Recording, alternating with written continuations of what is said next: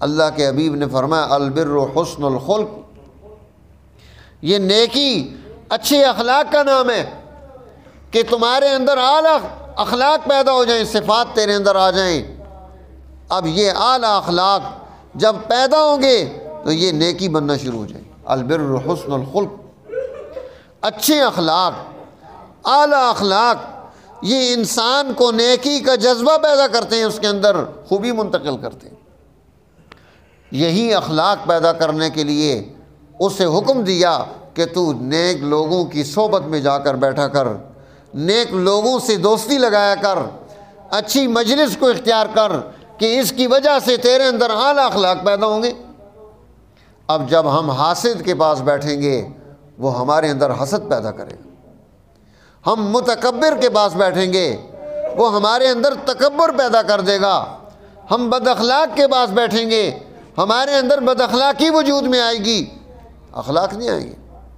اس لیے انسان حسد سے، بغض سے، کینہ سے، تکبر سے، ان تمام بد اخلاقیوں سے پاک ہو جائے، اس کے اندر اعلیٰ خلق پیدا ہو جائے۔ نیکی اس کے اندر یہ خلق منتقل کرتی ہے، تمام نیکیوں کی بنیاد یہ ہے اس کے اندر یہ خلق وجود میں آ جائے۔ اس لیے آپ دیکھیے نماز کا نتیجہ تقویٰ، روزے کا نتیجہ تقویٰ، حج کا نتیجہ تقویٰ کیوں رکھا ہے؟ تقویٰ کیا ہے کہ انسان متقی ہو کر، پرہیزگار ہو کر، جرائم سے توبہ کر کے خیر کے راستے کو اختیار کر لیتا ہے کہ حضور علیہ السلام فرما رہے تقی المحارم، شریعت کی حرام کردہ چیزوں کو اپنے اوپر حرام کر لے، تکن اعبد الناس، تو سب سے بڑا عبادت گزار، نیک اور متقی بن جائے گا۔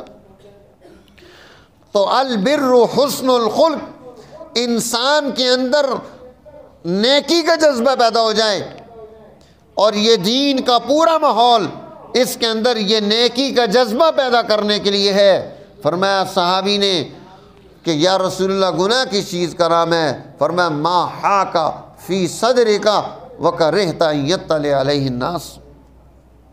ما حاک فی صدرک، تو کوئی ایسا کام کر رہا ہے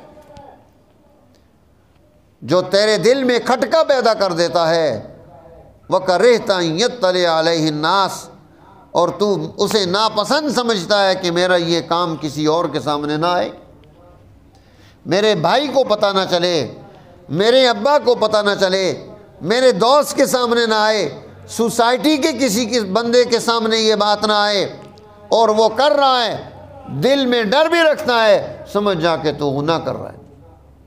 اب تو بد اخلاقی کی طرف چلا گیا، اب تو جرم کی طرف چلا گیا۔ دین کا یہ پورا ماحول اس کے اندر یہ خوبی اور کمال منتقل کرنے کے لیے ہے کہ انسان اپنے اندر یہ کمال پیدا کر لے۔